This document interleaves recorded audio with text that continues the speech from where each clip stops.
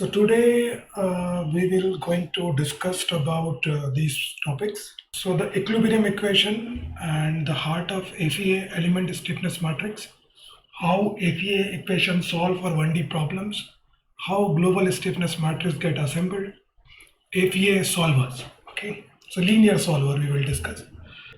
So the first one is your governing equation of motion, which is mass into acceleration plus damping into velocity plus stiffness into displacement equals to external force.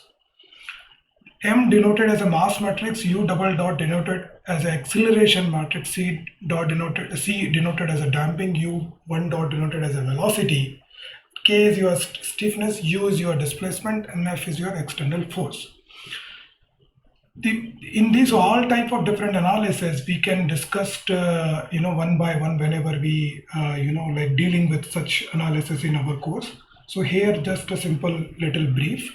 So in a linear static analysis, we don't have any mass, we don't have any damping, so these two terms become zero and only the left is Ku equals to external force.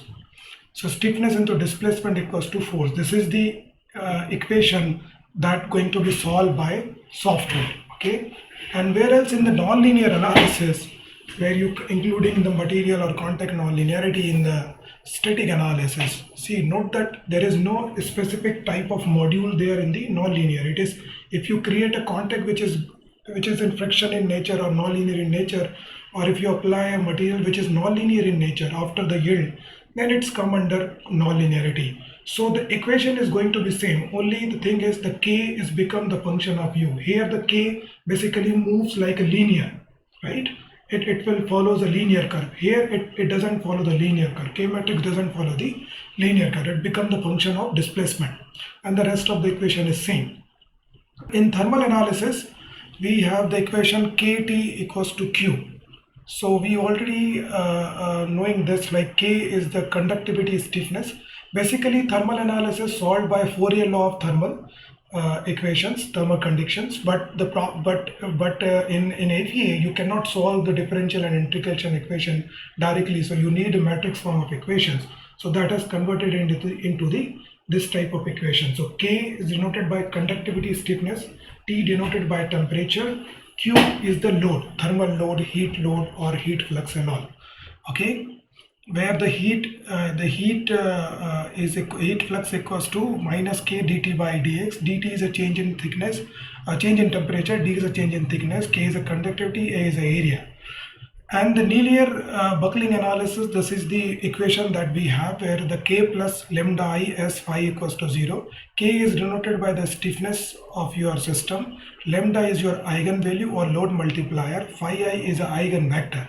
S is a because in buckling analysis you have to do some pre-stress strength analysis, and the result have to be linked in the buckling so that you will get it like this. So in the first project we can have this equation. F buckle equals to F applied load into lambda. So we can see this equation in the first project. Model or natural frequency response analysis, your free analysis or a force frequency response analysis. So in natural frequency analysis, we will deal with this formula, which is omega n equals to root by Km. Omega n denoted by your natural frequency, K denoted by the stiffness, M denoted by the mass. But here, when you have some eigenvalue and eigenmode, so K minus omega square mu equals to 0, where the K is the stiffness of your system, of your frame or design, omega is a natural frequency, m is a mass of your system, u is a displacement equals to 0. So this is like your another word, it is called eigenvalue and eigenvector. Okay, so equilibrium and when we going with the harmonic and transient dynamic analysis. So in harmonic transient dynamic analysis, we have an entire equation of motion to be solved. These in the dynamic analysis, your free and the harmonics are a linear analysis. Only the non-linearly permitted in the dynamic analysis is the name is transient dynamic analysis. So the difference is just in a static analysis, your load is not changing with respect to time. If you have the load which is changing with respect to time, you can go with transient dynamic analysis. So here, this is the full equation going to be used of your motion equation. Apart from that, for harmonic, we have a load which is sinusoidally varying with respect to time or frequency. So we have the sinusoidal wave formula Fi equals to Fi sine omega I t plus theta I. So where the F is your imposed frequency, sine it indicate the sinusoidal load, and your Fi is an amplitude over here. The phi I is your imposed circular frequencies, and the t is a time period, and theta is your phase angle. So these are the some equation. In random vibration, apart from this, there is one more analysis we will cover here in our course is random vibration. In random vibration, we have the inputs in the form of PSD. So there are a lot of inputs will be available, and that road load data and all those things have to be converted. The sudden deformation plot has to be converted into the predefined or statical regular form of curve, which is generally denoted in PSD, power spectral density. So there we have a different things to be solved. So equilibrium of node, equilibrium means what? What is the equilibrium? So we have studied in our engineering mechanics in first semester. So equilibrium of your all nodal forces and the movement has to be satisfied when you are solving any problem, right? Then only we can say the problem got satisfied. Hence, this numerical got proved, right? Like that we used to do in the beginning of our engineering life. This is true because the global equation F equals to force equals to K into U. Now, in linear analysis, the K is a stiffness metric which is consists your material property. Specific to the material property, if I talk about, will be considered by your Young modulus. And U is an unknown entity. K is also consists your shape and size, means element or geometry, right? So geometry detail and material detail will consider in the K. So K is a king, in the FEA. If you understood K, you will understood very easily the FEA. U is unknown, which is going to be calculated by the software. Also, it is consider your boundary condition and all. F is your input, right? It is a force, where the force is there.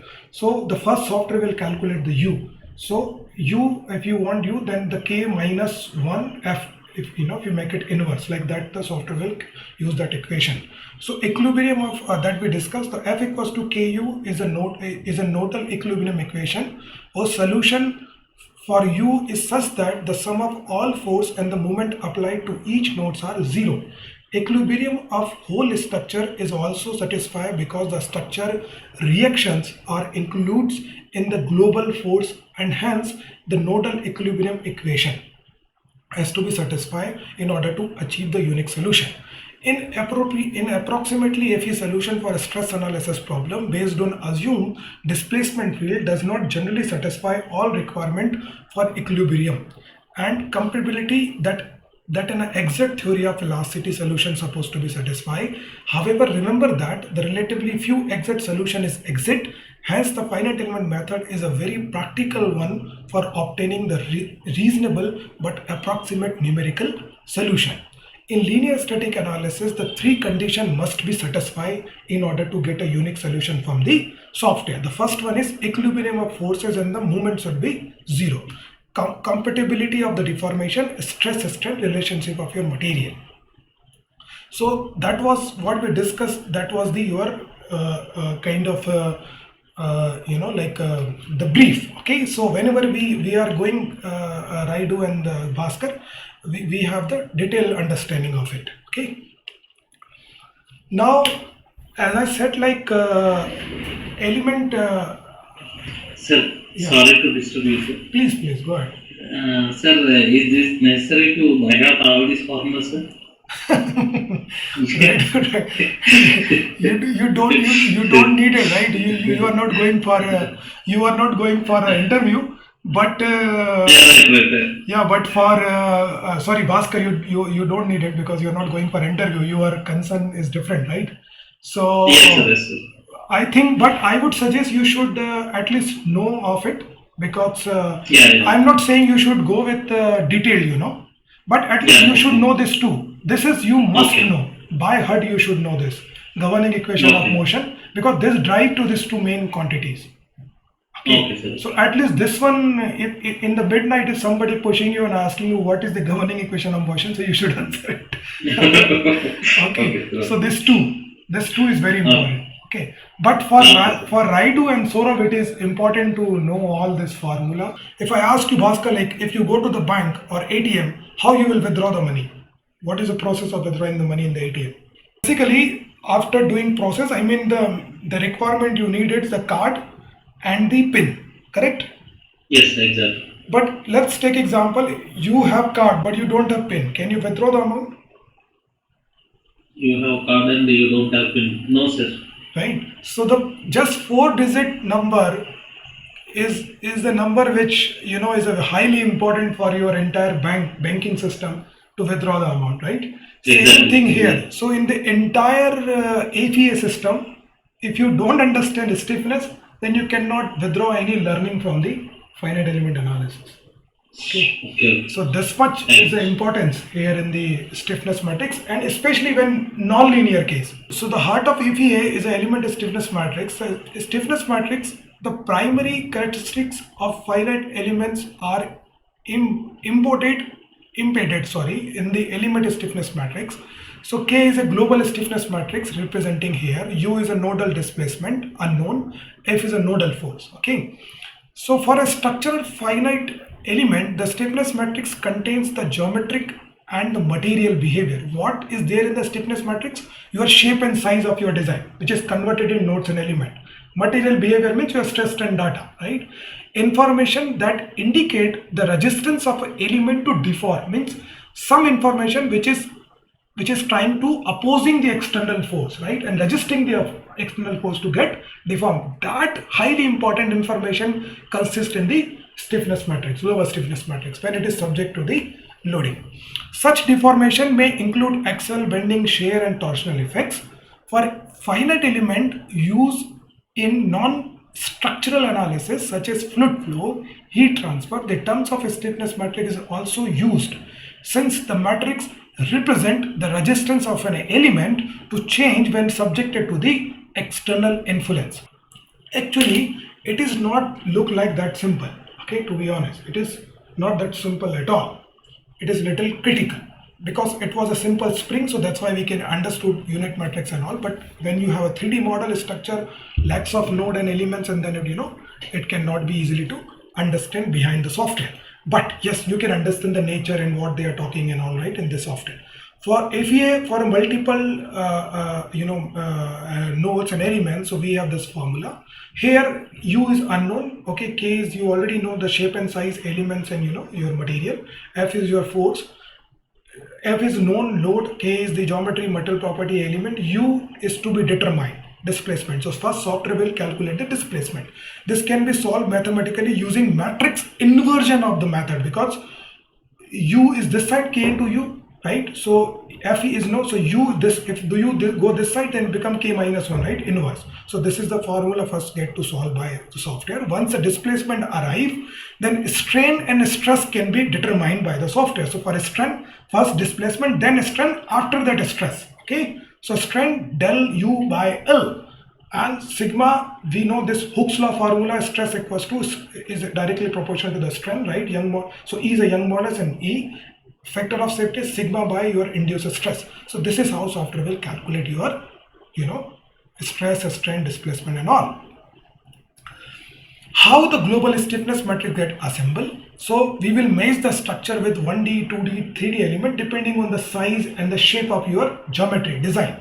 Okay, if there's a volume very big design and you casting design or automotive design, you should have go with the 3D elements. If you have simple sheet metal, you will go 2D. If you have bolt or one kind of a shaft you are represent, you can make it in 1D. So depends on the structure, depend on the design. After that, you will mesh that design completely. That is the first step. Second step is assign the geometrical property to the element, assign the metal property to the element. For each element, we'll compute the stiffness matrix Ke for all individual elements. As we saw in the case of a spring, we have two elements. So we have two nodes and one element. So we have computed for both. Similarly, if you have 1,00,000, whatever it is, you will calculate from K1 to K1000, right, in the local coordinate system.